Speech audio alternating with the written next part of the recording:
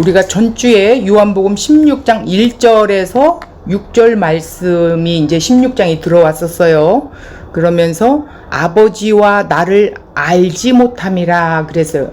그들이 핍박하고 그들이 또 예수를 미워하고 이러하는 모든 행동, 예수님을 알지 못하는 것은 정말 아버지를 제대로 알지 못하기 때문에 결국은 아버지를 믿는다고 하는 그 유대인들이 아버지와 나를 알지 못한 사람들이다.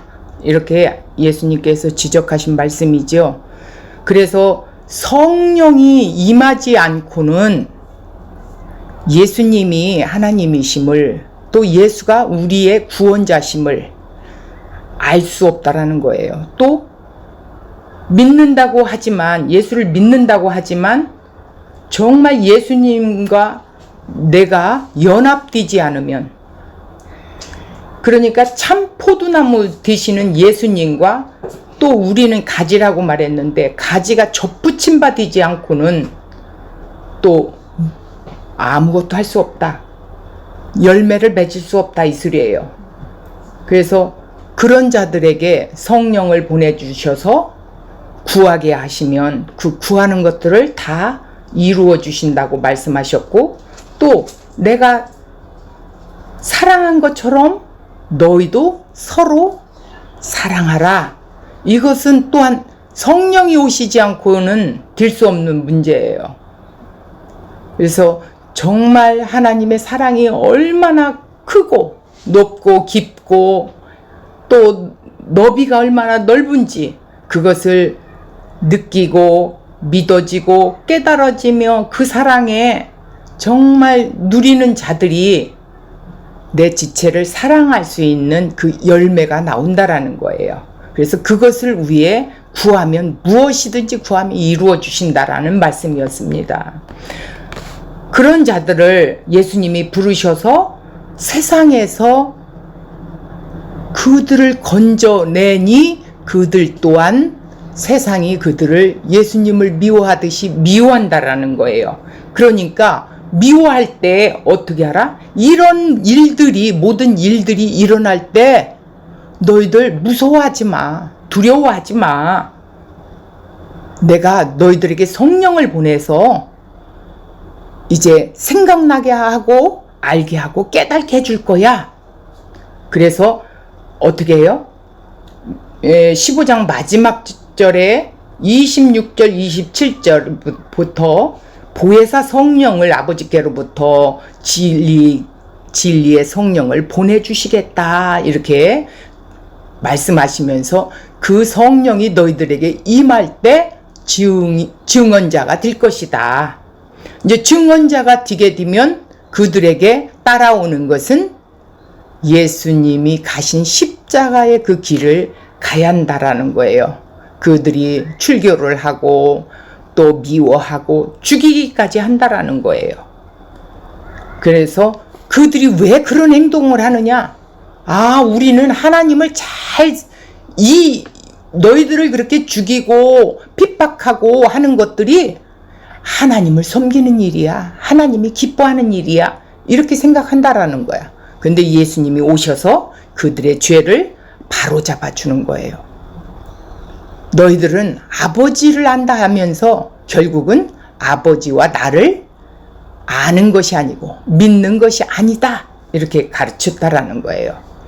그래서 오늘은 그가 와서 심판에 대하여 세상을 책망하시리라는 이런 주제를 가지고 오늘 말씀을 나누려고 하는데, 오늘 7절부터 11절 말씀까지예요. 주제는 지금 8절에 그가 와서 죄에 대하여 의에 대하여 심판에 대하여 세상을 책망하시리라, 이 말씀이에요.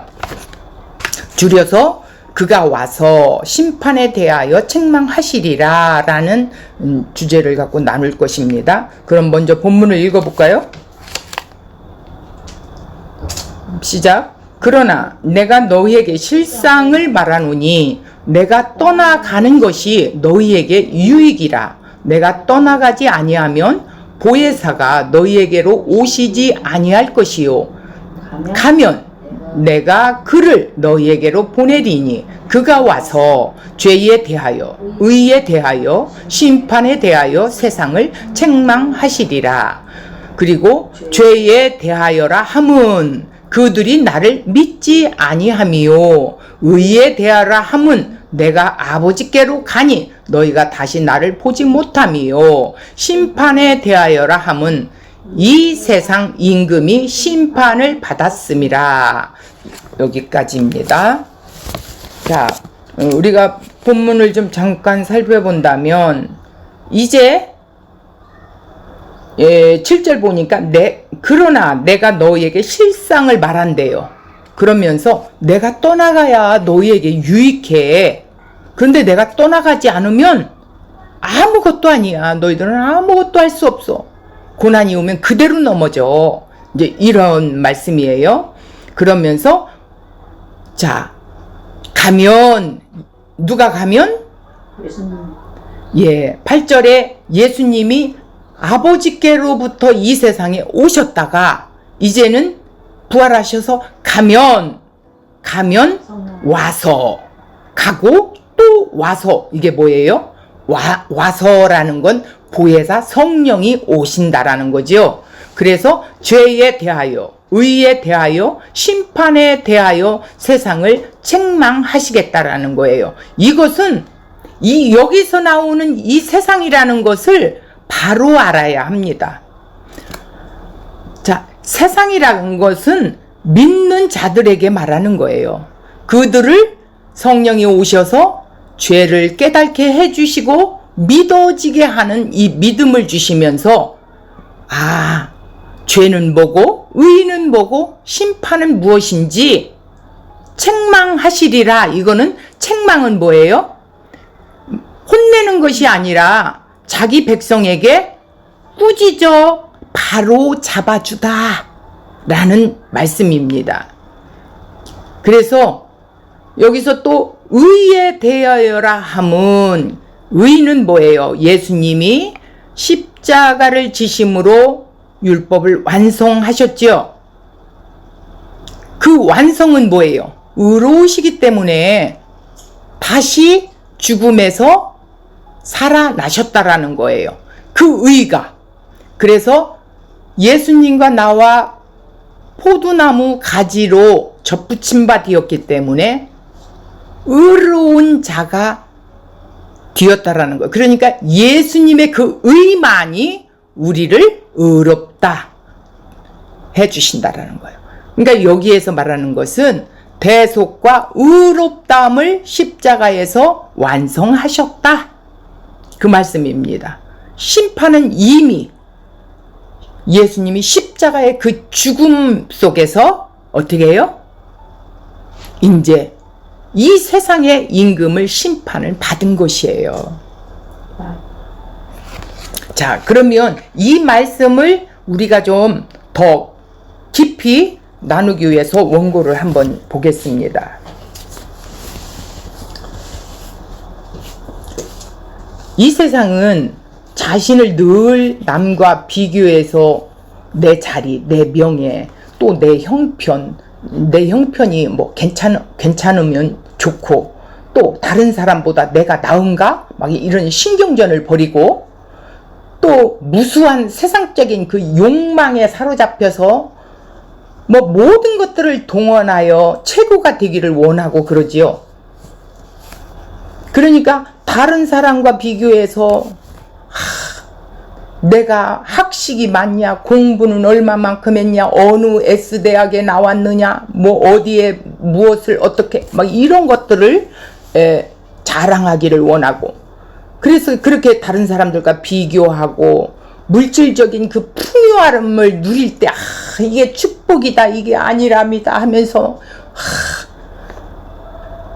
그들의 막 그 자기 그 욕망을 채워 누리는 그 기쁨으로 그들은 계속해서 노력하고 채우지요. 그래서 인간은 자신의 나은 삶을 위해 다른 사람의 다른 사람을 누르지 않고는 자기가 일어설 수 없으니까 그런 경쟁 속에서 살아가는 거예요.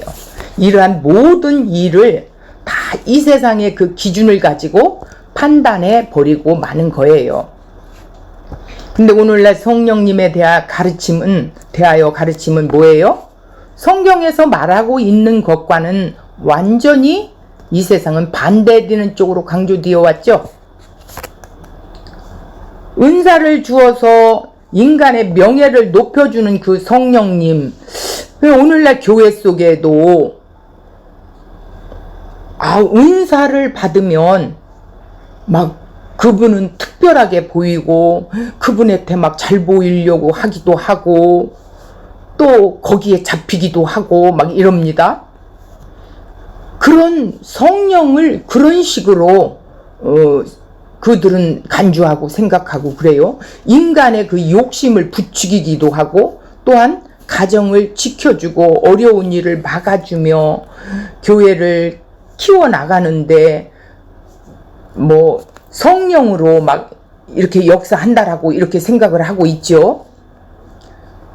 인간의 그 욕심을 부추기며 가정을 지켜주고 어려운 일, 교회 성장 이런 것들은 다 뭐예요? 성령을 이용하여 자기 자신이 잘 되어보자는 그런 욕망에 불과하다라는 거예요. 만약에 그것이 목적이었다면 하나님께서 굳이 아들을 십자가에 못 박을 필요는 없지요. 부활시킬 필요도 없고. 그런데 다른 결과로 성령님을 보내는 일을 전혀 어떻게 생각할 그런 필요가 그들은 없어요. 그러니까 처음부터 성령을 보내셔서 인간의 욕심을 채워주고 계속적으로 세상에서 잘 살도록 복을 주면 되지 않을까? 뭐 이렇게 생각하고 한다면 굳이 하나님께서는 이런 일을 하셨을까? 그러나 하나님은 그의 아들을 십자가에 주시면서 먼저 세상에 대하여 말씀하시고 싶은 것이 있었다라는 거예요. 그러니까 그들이 잘못 착각하고 있는 것들을 오늘 성령을 통해 성령이 그들의 심령 속에 들어와서 죄에 대하여, 의에 대하여, 심판에 대하여 깨닫게 해주지 않고 바로잡아 주지 않으면 안 되기에 오늘 성령님을 보내시겠다라는 16장 말씀이 계속해서 이어지고 있어요. 자, 요한복음 3장 16절 누구나 다 알고 있는 말씀이에요. 의하면 하나님께서 세상을 사랑하셨기 때문에 예수 그리스도를 이 세상에 보내셨다고 했습니다. 하나님의 사랑을 다른 것으로 설명할 수는 없어요. 아들을 주신 것은 단지 하나님의 사랑에 근거할 뿐이에요. 하나님 사랑 그 자체예요. 그런데 세상은 하나님께서 보내신 아들을 십자가에 못 박고 말지요. 모르니까. 영이 죽어있는 상태에서는 결국 자기가 주인이고 이 세상이 주인이기 때문에 인간들은 예수님을 세상에서 완전히 추방하고자 했어요. 결국 하나님의 아들 예수 그리스도께서 어떻게 돼요? 이 세상에 오심으로 세상이 하나님을 얼마나 싫어하고 하나님을 얼마나 반대하는 것인가를 여전히 증명되고 있지요. 말씀으로 하나님을 주기까지 거부한 거예요. 그것이 곧 세상입니다. 예수님은 세상을 그래서 악하다라고 이렇게 말씀을 하셨어요. 그 세상은 예수님만 죽인 게 아니에요. 자, 예수님을 따르는 제자들로부터 오늘 믿는 자들까지 똑같은 대우를 해주지요. 어떤 대우? 여전히 박해하고 핍박하고 죽이고 또 뭐래 해요? 예, 출교도 시키고 이렇게 합니다. 그래서 미움과 박해로 인한 출교와 순교를 감당할 수 있게끔 이미 하나님은 아시기에 우리가 십자가의 길을 가게 갈 수 있도록 성령을 보내주시겠다라는 것이었어요. 그래서 6절에 보면 6절 한번 보세요. 6절 한번 읽어보세요. 우리여 제가 이 말을 함으로 너희 마음에 근심이 가득하였도다. 죄송합니다.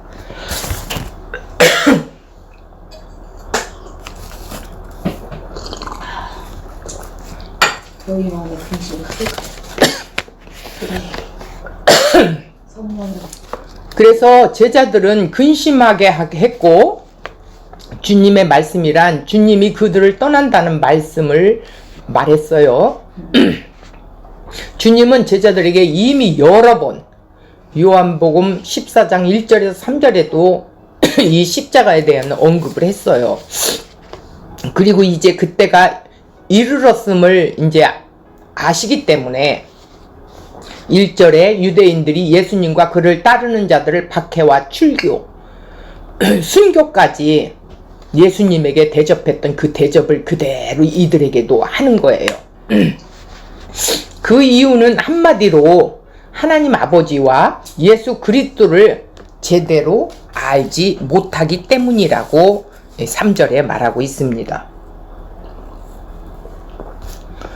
그래서 바울 사도를 한번 우리가 생각해 본다면, 예수님을 믿기 이전 그가 어떻게 행동을 했어요?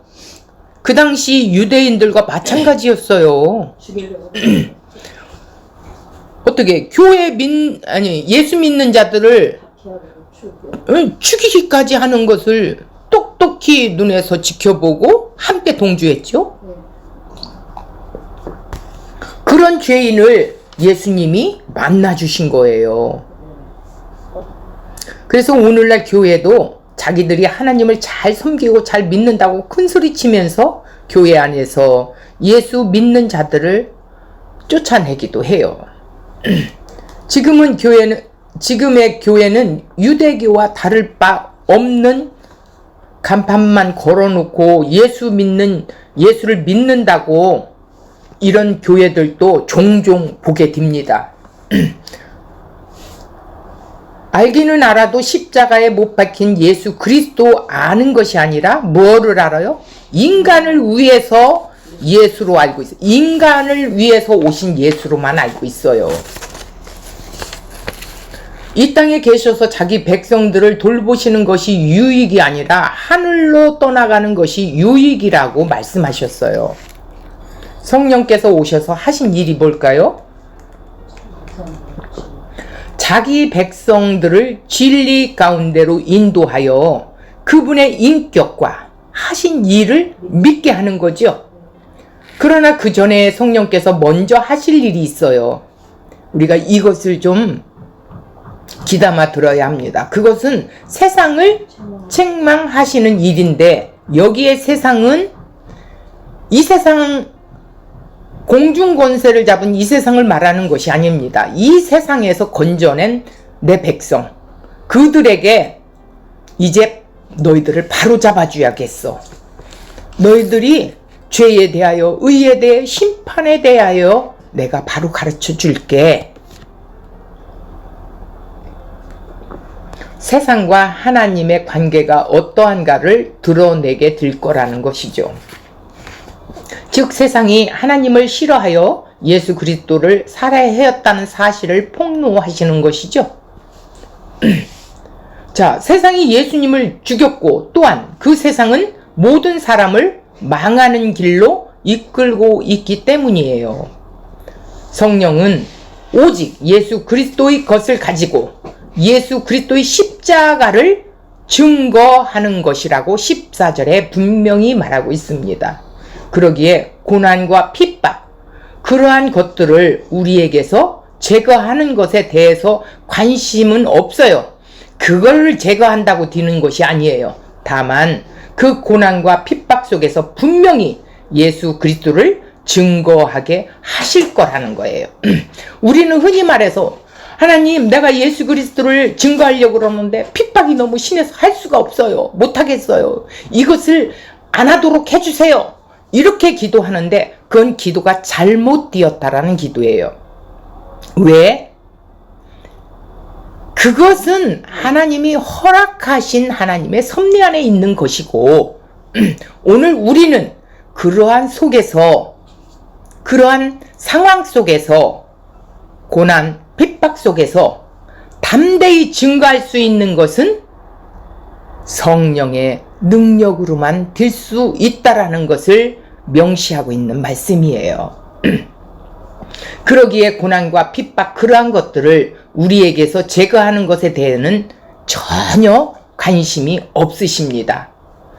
다만 그 고난과 핍박 속에서 분명히 예수 그리스도를 증거하게 하실 거라는 것이죠. 요한복음 14장 12절 내가 진실로 진실로 너희에게 이르노니 나를 믿는 자는 나의 하는 일을 저도 할 것이요 또한 그보다 더 큰 일도 하리니. 이게 뭐예요? 나의 하는 일이 뭐예요?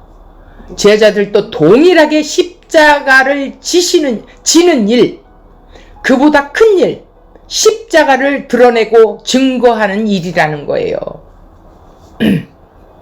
이미 십자가로 말미암아 대속의 사역이 완전히 다 드러났기에 오늘 우리는 그것을 증명할 수 있는 것이죠. 그 일은 성령께서 주도하시는 일이 되고 그분이 증거하시는 십자가의 일이기 때문에 큰 일이라는 거라는 거예요. 우리가 잘나서 큰 일을 하는 것이 아니라 그래서 하나님께서 자신의 법을 자기 백성들 속에 두어 그 마음에 기록하게 하시고 새 언약의 성취로 성령을 주신다라고 예레미야 31장 33절에서 34절 말씀을 한 거예요. 그러므로 우리는 성령님 그분으로 말미암아 예수 그리스도를 알게 되고 그분이 아니었다면 우리는 세상을 좋아하면서 세상과 한 몸 된 자로 늘 살아갈 수밖에 없고 결국은 지옥으로 행할 수밖에 없는 그런 자였겠지요. 성령님이 내게 오셨다는 것은 그분과 한 몸이 되어 그의 것이 되었다라는 받아들이는 자가 신자라는 거예요. 그러니까 이렇게 고백이 되어야 된다라는 거. 성령님이 오시면 나는 죽고 예수님이 십자가에 죽을 때 나도 죽었어. 그리고 예수님 살아날 때 나도 함께 살아나서 이제는 내가 사는 것이 아니라 그리스도가 내 안에서 사는 것이다 라고 고백할 수 있는 그런 자가 된다라는 거죠. 오직 예수 그리스도만을 그런 자는 자랑하게 하며 또 그분이 우리를 사랑한 것 같이 십자가에서 죽기까지 나를 사랑하셨구나. 내가 죽어야 할 저 심판을 예수님이 심판을 당하셨구나. 그것을 생각하면 그 사랑이 얼마나 크고 높고 깊고 넓은지를 깨달아 이 주님의 사랑이 우리 마음속에서 이렇게 나오기 시작하면서 조금씩 내 지체들을 사랑하게 되기 때문에 서로 사랑하는 자로 바뀌게 된다라는 거예요. 그러니까 이것이 바로 율법의 완성이지요. 7절 그러나 내가 너에게 실상을 말하노니 내가 떠나가는 것이 너희에게 유익이라. 내가 떠나가지 아니하면 보혜사가 너희에게로 오시지 아니할 것이요 가면 내가 그를 너희에게로 보내리니. 이렇게 말씀했어요. 주님이 어떤 일을 하실 때 즉흥적으로 하시는 법이 없습니다. 왜? 우리의 삶은 주님의 인도를 받고 있어요. 그렇죠? 우리의 삶에 벌어지는 일들이 그냥 벌어지는 것이 없습니다. 우리 마음속에 근심과 두려움이 밀려올 때 이것을 기억해야 합니다. 주님이 떠나는 일은 제자들에게 결코 벌어져서는 안 되는 일이었었어요. 주님이 떠난다는 것은 제자들의 모든 꿈이 와르르 무너지는 그런 의미였습니다. 그리고 그들이 더 이상 함께 모여 있어야 할 이유조차도 그냥 다 사라져 버린 거예요. 주님 때문에 서로 알지도 못하는 자들이 이렇게 함께 모여 있었는데, 그런데 왜 갑자기 주님께서 그들을 떠나신다고 하시는 거였어요. 제자들이 근심한 것은 너무나도 당연한 것이었어요. 그러나 주님은 그들에게 내가 너희를 떠나는 것이 너희에게 유익이야 라고 말씀을 해주십니다. 왜냐하면 예수님이 육신으로 제자들과 함께 머물러 있는 한 성령이 그들에게 올 수가 없기 때문입니다. 그러나 주님이 떠나가면 성령이 그들에게 오실 것입니다. 우리가 명심해야 할 것이 곧 이거예요. 그래서 지금 제자들은 성령이 오시지 않기 때문에 예수님에 대하여 바로 알고 있지 못해요. 다만 예수님의 사랑에 부름받은 거예요. 그러니까 택함 받은 자라는 것이지요. 그들을 한 사람도 놓치지 않고 빼앗기지도 않고 성령님을 보내셔서 반드시 그들을 세우겠다라는 거예요. 내가 간 그 길을 그들도 가게 할 것이라는 거예요. 그래서 반드시 성령을 보내겠다라는 말씀입니다. 육신의 예수를 보고 있는 한 영으로 오시는 예수를 경험할 수는 없습니다. 육신의 예수를 포기해야 합니다. 눈에 보이는 예수, 손으로 만져지는 예수, 경험되어지는 예수를 내려놓아야 합니다. 보고 믿는 자보다 보지 않고 믿는 자가 더 복되다고 하신 말씀도 있습니다. 영으로 임하시는 그리스도를 경험할 수 있고, 이제 성령이 오셔서 하는 일이 무엇인지를 설명해 주시고 있죠. 8절을 보겠습니다.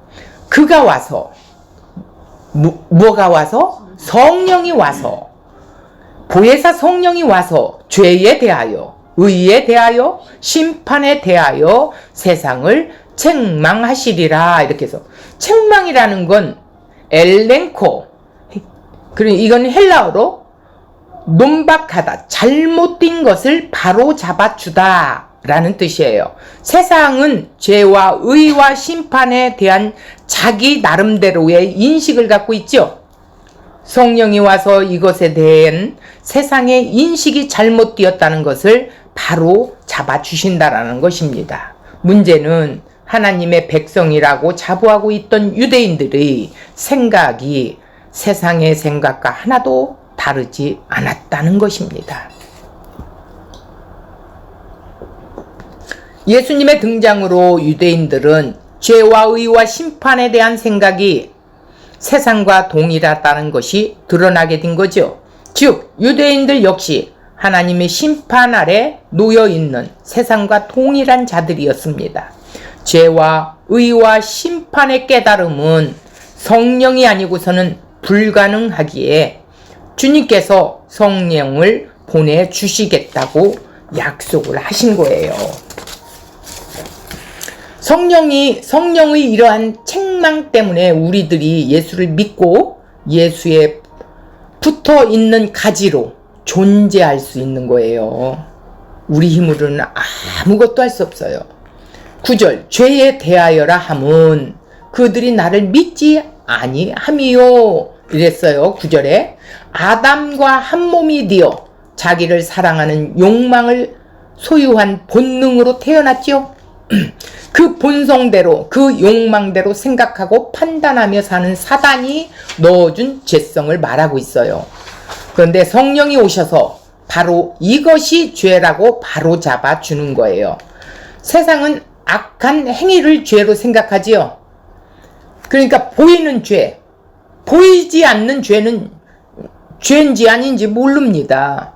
드러난 거, 행위로 드러난 거. 성경은 그렇지 않습니다. 그것을 죄로 열매로 말하고 있는데 죄란 겉으로 드러나지 않습니다. 죄란 인간의 마음에 내재되어 있는 어떤 사고방식, 생각을 말하는 것이에요. 자신만을 사랑하는 그 욕망을 말하고 있는 거예요. 탐심이 욕구이지요. 이 죄가 무엇인지 설명해 주기 위해 등장한 도구가 창세기 2장 17절 선과 악을 알게 하는 나무였습니다. 그 어떤 사고방식이란 하나님을 대적하는 사고방식을 말하고 있죠. 인간은 자기 유익이 주인으로 행동하고 있습니다. 겉으로 드러나는 행동은 그 사고방식의 결과물에 불과하지요. 마음만 먹으면 죄를 짓지 않을 수 있다고 생각합니다. 그것은 죄가 무엇인지 알지 못하기 때문에 하는 생각입니다.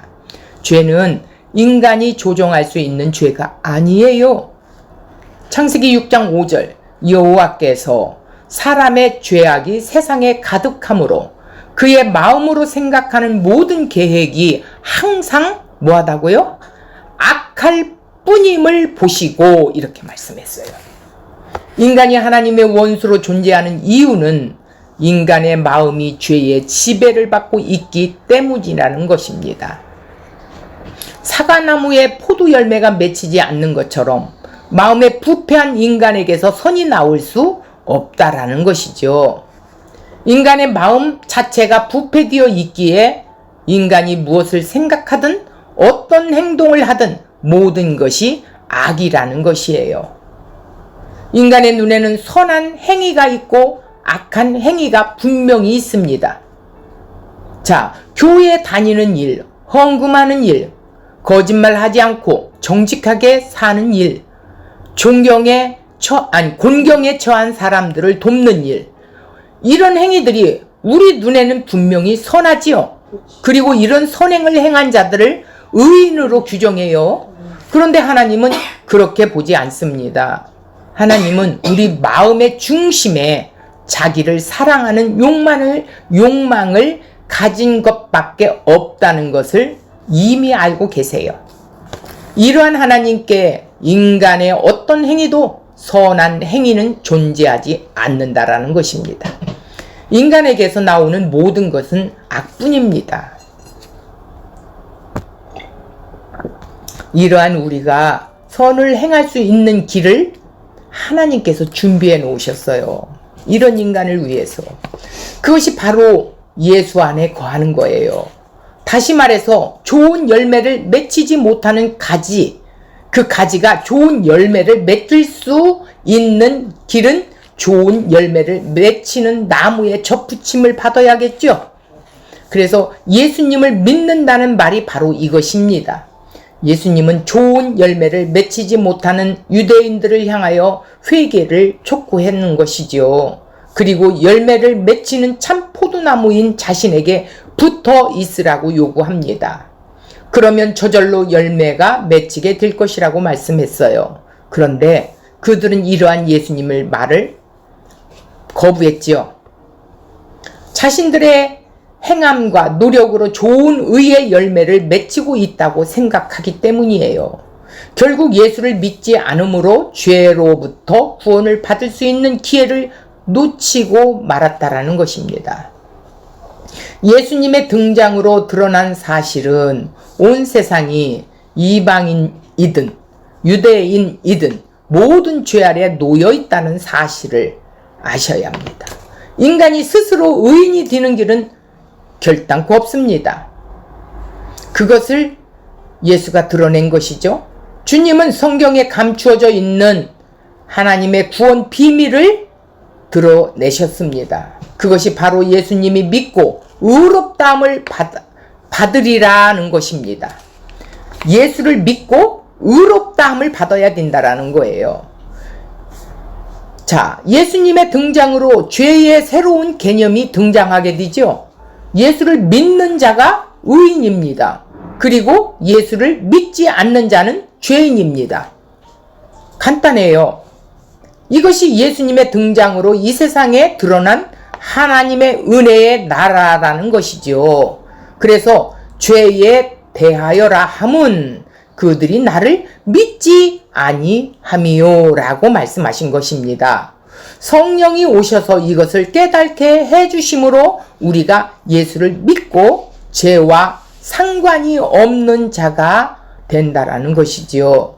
그러니까 한마디로 말하면 예수님의 접붙임 바 되어 예수와 하나된 연합된 자는 뭐가 돼요? 예수님의 의로움을 의롭다 우리도 여겨주셔서 죄와 상관이 없다라는 것이죠. 10절에 의에 대하여라 함은 내가 아버지께로 가니 너희가 다시 나를 보지 못하며. 자, 여기서 하나님의 성품이 의롭기에 의가 없는 죄인을 만날 수 없지요. 죄 하나 어긴 그 아담이 지금 선악과를 따먹지 말라고 했는데 따먹어버렸어. 그래서 결국은 에덴 동산에 추방돼요. 이것은 하나님의 약속을 어긴 거지요.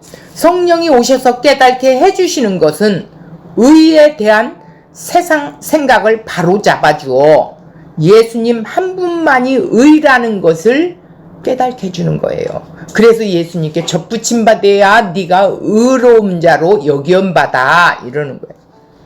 그래서 세상이 알고 있는 의의 기준은 하나님 앞에 나갈 수가 절대 없습니다.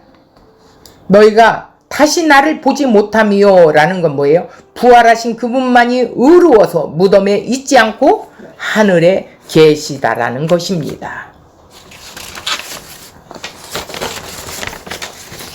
자, 참의란 뭐냐? 하나님의 인정을 받는 의여야 한다라는 거예요. 하나님이 보실 때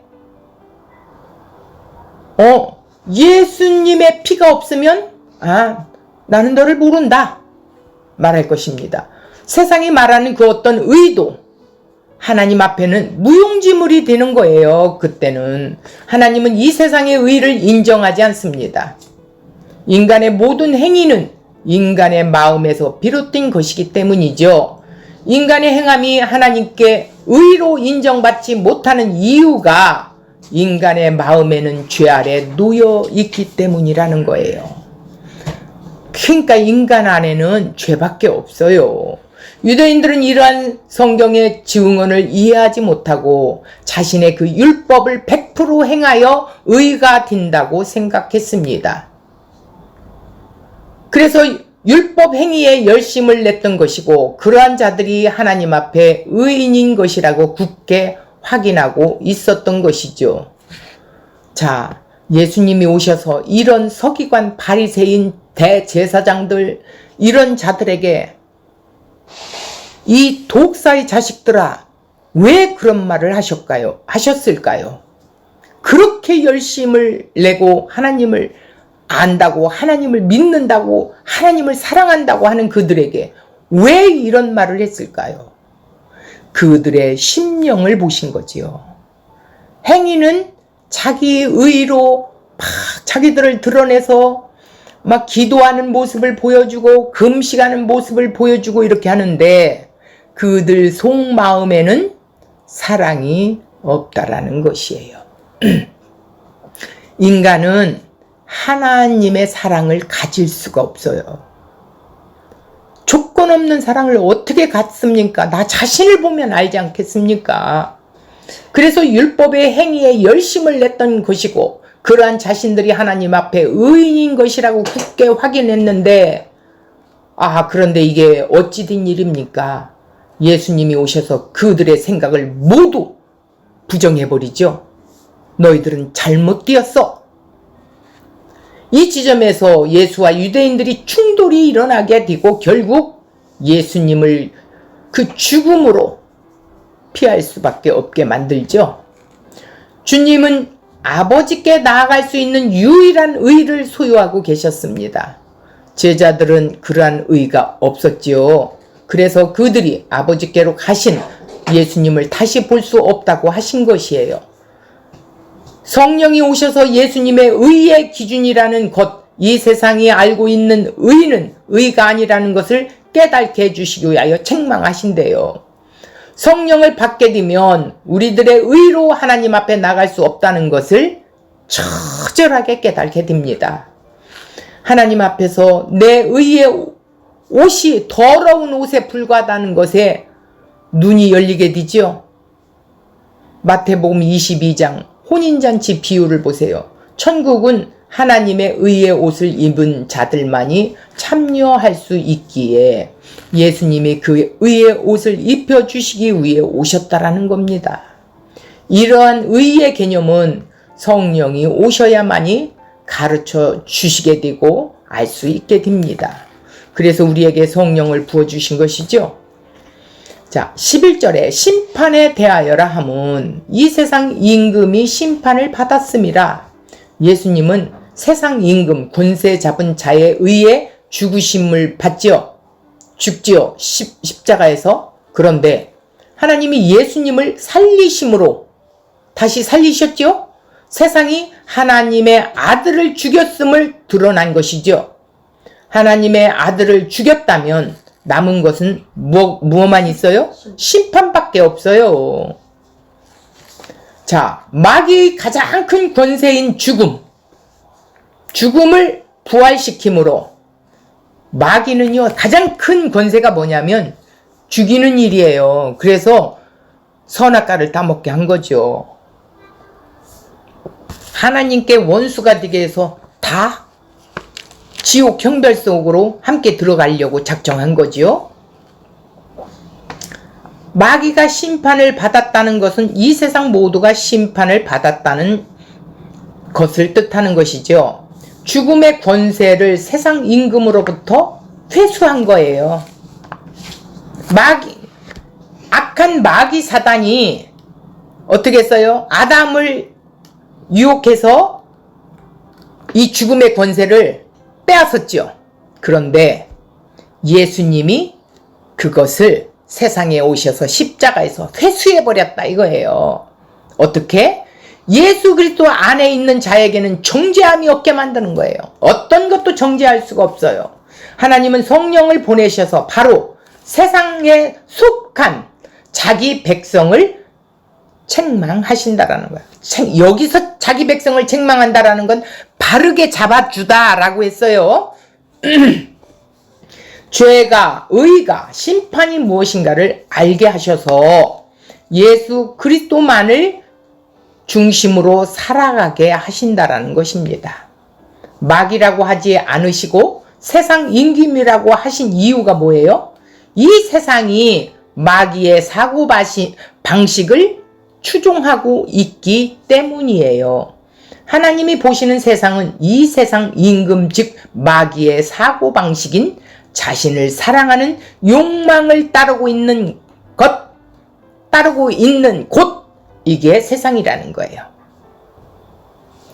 하나님이 창조하신 이 세상은 하나님의 사고방식을 따라 존재해야 합니다.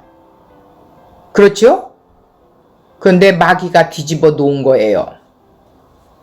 마귀의 사고방식을 따르는 세상은 자신이 스스로 하나님이 되어 자기 인생의 주인 행세하며 살아가는 것이 세상입니다. 우리 안에도 이게 수시로 나오지요. 내가 주인 되려고 수시로 나옵니다. 그러나 하나님 앞에 엎드리면 성령님이 이것을 또 깨닫게 하시고 바로 잡아 주셔요. 아, 나는 죄인일 수밖에 없습니다, 주님. 이렇게 고백하며 두 손을 들 수밖에 없습니다. 그래서 이것이 하나님이 보시는 하나님의 원수된 인간의 실상이라는 거죠. 이러한 세상이 즉 하나님의 원수라는 거예요. 하나님은 이러한 세상을 심판하십니다.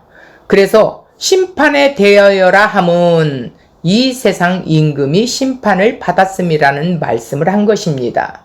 세상의 심판을 받았다는 말은 마귀의 사고방식을 따르는 이 세상이 심판을 받았다는 말인데요.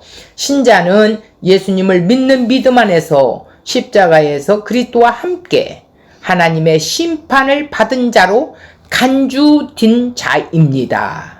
그래서 하나님의 심판과 영원히 상관없는 자로 언제든지 하나님 앞에 나갈 수 있는 큰 은혜를 입고 사는 자들이 구원받은 자, 하나님의 자녀, 신자라는 거예요. 교회라는 거예요.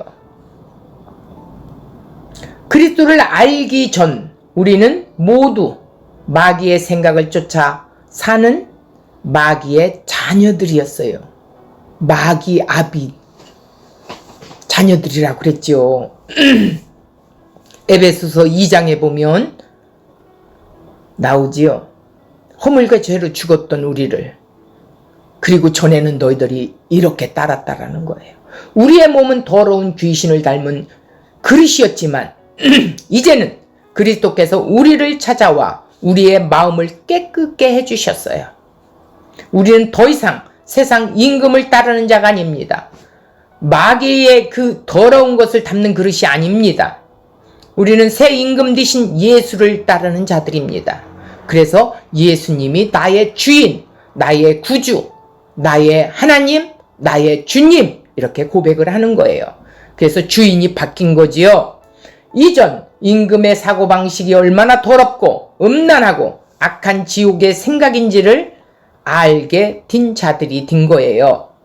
우리는 성령을 받고 죄와 의와 심판에 대한 바른 인식을 갖게 되었던 것이 얼마나 감사한지요. 참 아무리 생각해도 감사할 뿐이죠. 성령은 지금도 우리를 그리스도를 아는 자들로 세워 가십니다. 우리를 아는 지식이 우리를 다시는 자기 의를 자랑하는 자리에서 못 나가게 할 것입니다. 그것은 아니야 하고 책망하실 것입니다. 바로잡아 주실 것입니다. 이것이 성령 안에서 누리는 우리들의 삶입니다. 하나님 나라에서 사는 자들입니다. 구원받은 하나님의 자녀들이지요. 자, 왜 성령을 보내주셨다고요? 이렇게 바로 잡아주기 위해서. 죄와 의와 심판에 대해서 바로 잡아주기 위해서라는 거예요. 너희들 인간이 아무리 선한 일을 한다 할지라도 그것은 너희들의 의야. 성령이 오셔야만이 예수님이 행해 오신 그 의가 내가 하나님 앞에 내가 그것을 믿는 그 믿음을 갖고 성령이 깨닫게 해주시는 그것을 가지고 하나님 앞에 나갈 때에 의롭다 여겨주신다라는 거예요. 그래서 예수님이 대속과 의롭담을 이루어 놓으신 그 행위, 우리의 행위가 아니고 예수님이 이 땅에 오셔서 행하신 일들을 믿는 그 믿음을 우리에게 주셔서 예수님의 그 의로 우리를 옷 입혀주신 것처럼 여겨주신다라는 거예요. 그래서 하나님이 우리가 하나님 앞에 설 때 나를 보는 게 아니라 예수님의 의를 보고 의롭다, 내 자녀다라고 하는 거예요. 그래서 예수님이 맏아들이 되시고 우리가 아들들이 된 거라는 겁니다. 그래서 성령이 우리에게 얼마나 유익인지 오신 것이 참 감사한 일이죠. 하나님의 은혜지요. 이것은 어찌 이것을 세상이 알 수 있겠습니까? 성령에 내재한 자들만이 이 하나님의 엄청난 사랑을 오늘 이 시간에 깨달을 것입니다. 그런 성령이 임한 자들이 이 15장에 말씀하신 것처럼 너희들을 박해하고 출교를 시키고 죽이기까지 할 때 이상히 여기지 마라. 이러한 일들이 일어날 것이요. 반드시 일어날 것이야. 이상히 여기지 마. 담대하라. 성령이 생각나게 해주실 거다.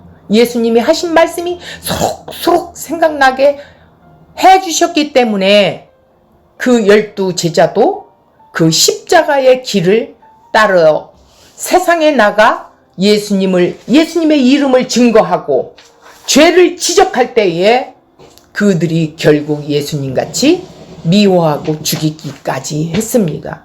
오늘 이 시대 우리에게 또 제자들의 바톤을 또 이어 그 십자가의 길을 가야 하며 또 세상이 우리를 미워하고 죽이기까지도 할 것입니다.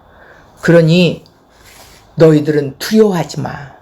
성령이 너희와 함께 있어. 영원히 떠나지 않아. 그래서 너희를 바로 잡아주면서 너희들을 성숙하게 이끌어갈 거야. 아버지의 뜻에 대하여 깨닫게 하시고 알게 하시고 그러면서 그 뜻을 이루어가게 할 거야. 이렇게 우리에게 보혜사 성령이 오셔서 우리에게 유익을 주시겠다라고 오늘 말씀하셨습니다. 그래서 이 주제가 그가 와서 심판에 대하여 세상을 책망하시리라는 이 세상은 이 세상을 말하는 것이 아니라 자기 백성들을 죄에서 건져낸 자들에게 말하는 것입니다. 세상에게 백날 이야기해야 못 들어요. 듣게 해주시는 그 귀가 열리고 눈이 열린 자들만이 깨닫게 됩니다. 이스라엘 백성들에게도 이렇게 죄를 지적해 줄 때 어떻게 했어요? 듣는 자도 있었고 전혀 듣지 못하며 자기 의의 기준에 서서 예수를 결국은 죽이는 그런 엄청난 일을 했던 것입니다. 그것은 하나님께서 택한 자, 자기 백성들이 분명히 있다라는 것입니다. 그래서 성령이 오늘 또 우리를 주장하시고 우리를 이끌어 가시고 우리의 삶을 견인해 가신다고 그랬죠. 내가 가는 게 아니에요. 그러면서 성령께 구하는 거예요. 내가 안 돼요. 나는 안 돼요. 성령님 나를 도와주세요. 내가 하나님이 나를 사랑한 것처럼 나를 이렇게까지 끈질기게 기다려주시고 인내하신 것처럼 이 성령의 열매를 내게 주셔서 나도 내가 하지 못하는 그런 것들, 사랑하지 못하는 것들, 이런 것들을 할 수 있도록 하나님 나를 이끌어 주십시오면 즉시 응답하신다라는 거예요. 다 응답하신다라는 거예요. 그러니까 십자가의 길을 가고자 하는 자들이 구할 때에 이루어 주신다라는 말씀입니다. 이 세상 걸 구할 때 주신다라는 말씀이 전혀 아닙니다. 누차 이야기했지요. 그런 것처럼 우리는 구원받은 백성이고 하나님의 자녀이기에 이제 십자가의 그 길을 가게 됩니다. 감사합니다. 오늘 여기에서 마치겠습니다.